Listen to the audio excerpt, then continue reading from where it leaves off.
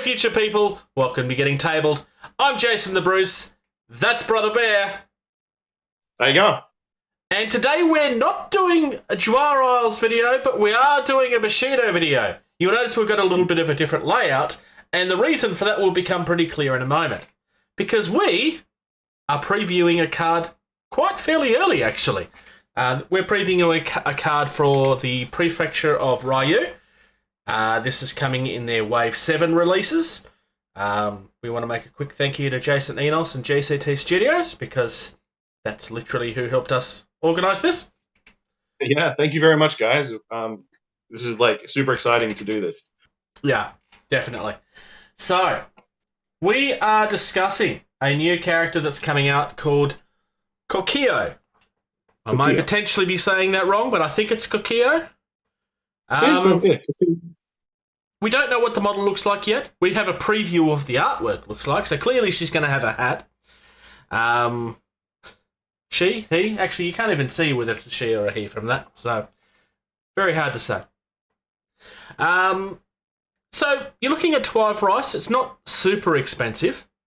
2 melee is not something you're really going to be too, unless you're thrown into having to defend yourself. 4 movement. She or he has 6 wounds, 3 ranged. That is the bit that you want to be focusing on.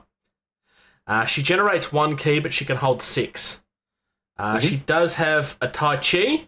There's no strength bonuses there. She does have push defense, though. There's going to be a fairly obvious reason why you want to be using that. But here's the big one. She's got an arquebus. So correct me if I'm wrong, this is the big long cannon things, right? Yeah, so these are the long black powdered rifles that the Ashigaru and Prefecture Ryu utilize. They've got a dragon head on the end of them, so obviously because they shoot fire. That's what it is. This is a pretty scary weapon when it goes off. Yeah, this thing's got a +4 strength bonus.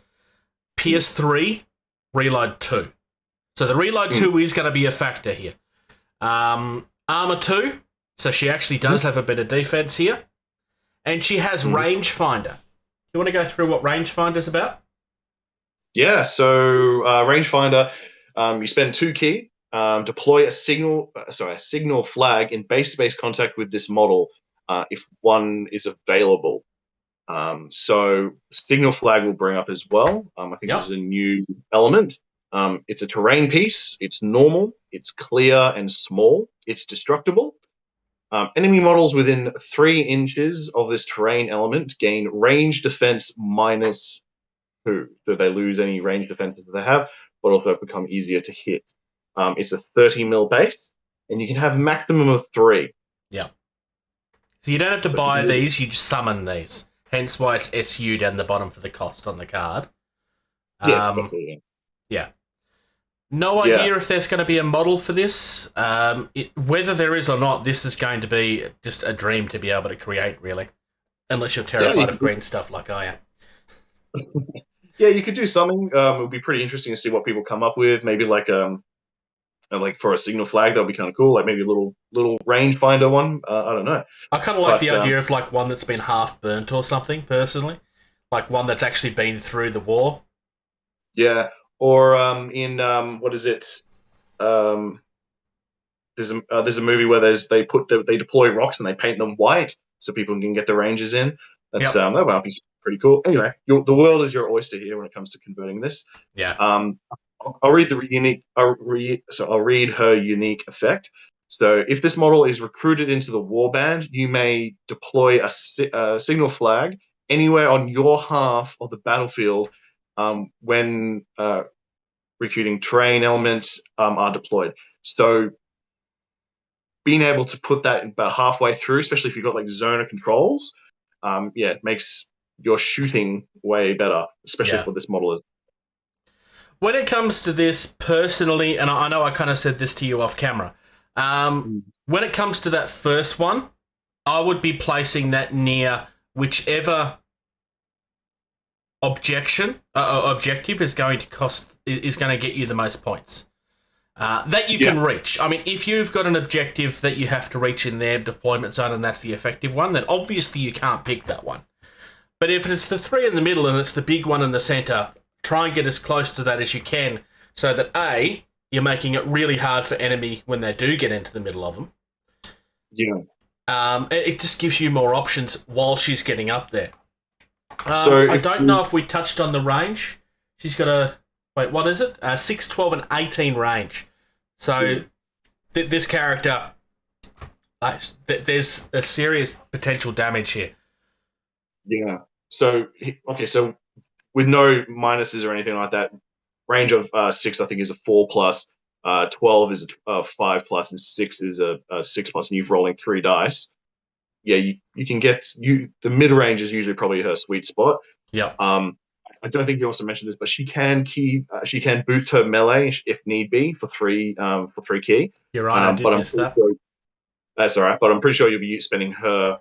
She's got low key count, low key generation. Sorry, but I mean, I'm pretty sure you'll be using that on the rangefinder ability. But yeah, no, this is for 12 rice. This gives you some some versatility in your Prefecture Ryu army. I mean, also this gives you potentially a third, fourth range with one. You could create a pretty bad, nasty gun line. Yeah, it's good to see another ranged character because there seems to be a lot of combat ones. But yeah, no, she's really nice for 12 rice. Yeah, really good. I mean, there is a couple of weaknesses that you see here. I mean, Reload 2 is the obvious one, but most of the cannon guys are Reload 2. But also, for 12 rice, these weaknesses are... I mean, weaknesses I don't even think is the real... It's just you're going to have to be clever with how you use this. I mean, you're taking Samurai out with this thing. This character is aiming for people with armor. With Pierce 3, Samurai are going to be terrified of this. And they will try to take it out. Hence why that push defense is going to be so useful. Yeah, potentially. Yeah. Well, we sort of covered this on a few of the other episodes, but yeah, anything with a model with versatility and options is really, really good to have. Yeah. Let me have a quick look at the. While you're looking at that, I think the other thing with this, I mean, you're going to want to have something combat-wise to be able to help this if it does get into trouble. Like, if you lose this, it's only 12 rice. It's not going to be the end of your game. But in saying that, given that what it can take out, you want this to stay on the board as long as possible. If you can get all 3 of those flags down, you start with 1 already, get them across the board, enemies have to be within 3 inches of them. It makes them harder to stay within those zones.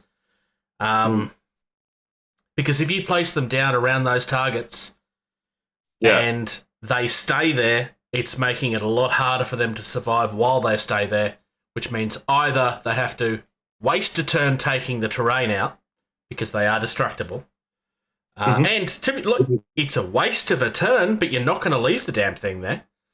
All you're doing is giving yourself options, and strategically this is something that's going to be very useful.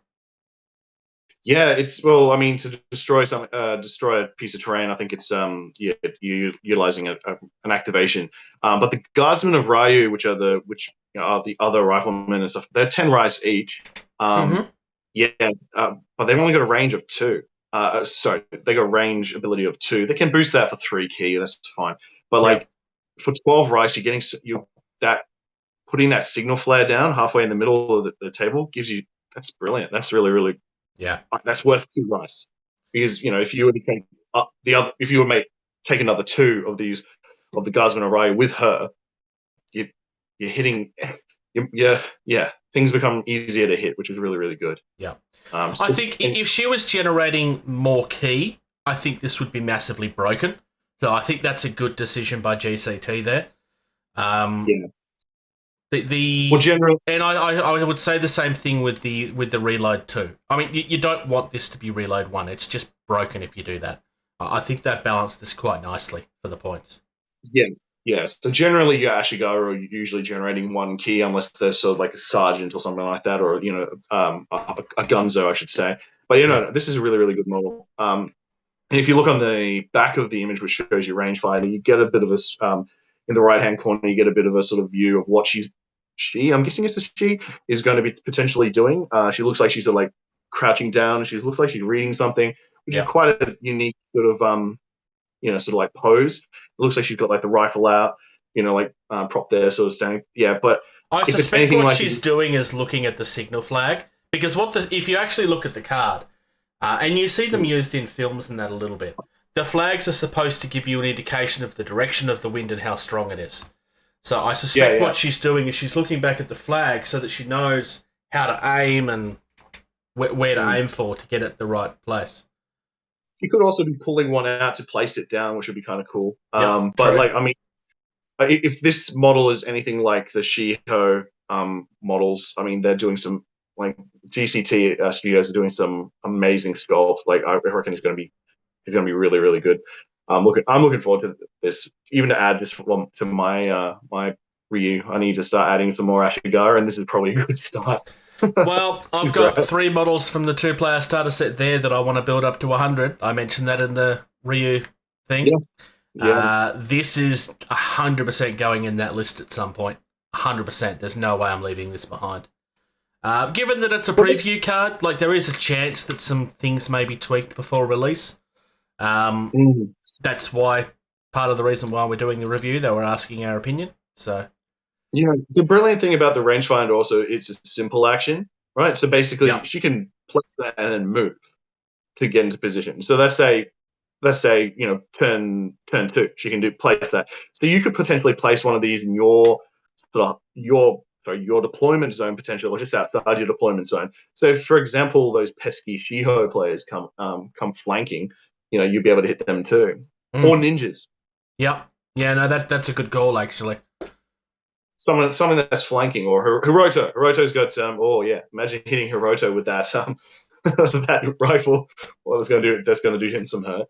I mean, I think it's great. It's exciting. Like, I'm also excited to see what other sort of like cards are coming out as well. So exciting times. And so obviously, and then obviously with Adepticon coming up, hopefully we hear some other things coming out. So that'll be really cool. Yeah, I suspect that we're going to have a few teasers at Adepticon. There's usually a couple every year, so it's hard not to be excited to Adepticon. Not that I'm ever going to be there, but I get excited for Adepticon for that reason, because there's always something to be teased.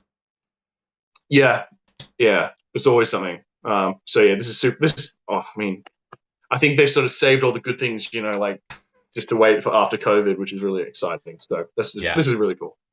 If this is like one of the models that comes out, so Wave 7, I'll be really interested to see what else is coming out as well. But yeah, this looks like it's going to be a nice model, and it's got some unique abilities, which is really cool. Really awesome. Yeah. So, thank you very much, Jason, Enos, and GCT for allowing us to do a preview of this early. Really, thank you very much from the bottom of my heart. It's great. Yeah. Thank you, guys. Thank you very much for checking out this video. If you're enjoying the content of this channel, please like and subscribe. If you're in a position to do so, please check out patreon.com/gettingtabled. You receive early access to at least 80% of all videos that we put out, and you get access to the video edition of all of our podcasts the day that they're uploaded. If you'd like to check us out on social media, facebook.com/gettingtabled is the most active. We also have a Discord server. You can email our team at gettingtabled@gmail.com.